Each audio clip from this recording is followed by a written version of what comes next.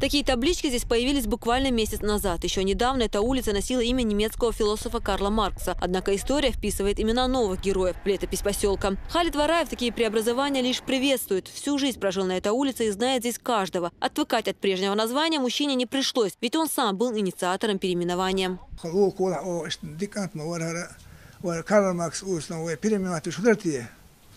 Сон эстем языш кай йоден язdo. Да что буквы, дети буквы язык, я что знаю, что йоден, что есть язык йоден. Ах, идем, ой, истно, я переименовать без дикер bara Кадиров Умар Тархада. Умар дона, сон улля хиканту. Так, диканту, аламадо, теш мивор, митчен, сон Умар махтюш, наос видерсон. Вахараш, митче води савар, теш мивор, коммерши, сахада дошвар.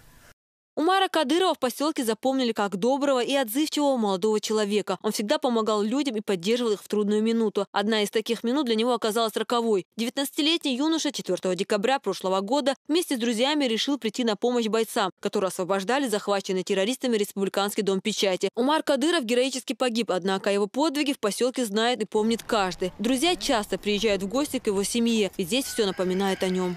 Omar Jodi kantor, Jajos kantor, Mer kantor, улицын зарах тэлэн жоосом угадар ла хазахята улиц цагалчи юрт тэлэмэгэрдош иштүэнэрдош кантор команда разот обалдэлсэн Omar let's di shorta darosh tagan qayqandar qoqena wastiyal улицын зарах квалан хазахет тэн бохш бали квал قوانا قوش ديكيوش ديكنا قوستوا ديك وشاور شيدين تسعسن شيدين أنا دينا أنا ديك كنتور تندال جشتول دال غازات قبول.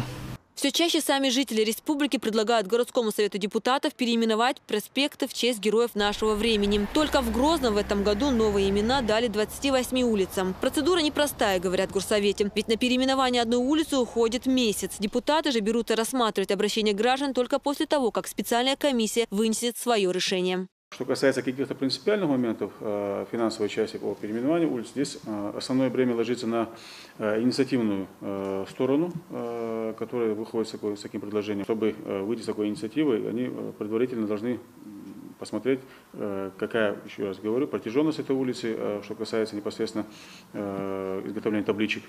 Вот. Также есть определенные расходы, которые предусматриваются на уровне органов исполнительной власти, чтобы в дальнейшем те люди, которые проживают на данной улице, произвели перерегистрацию.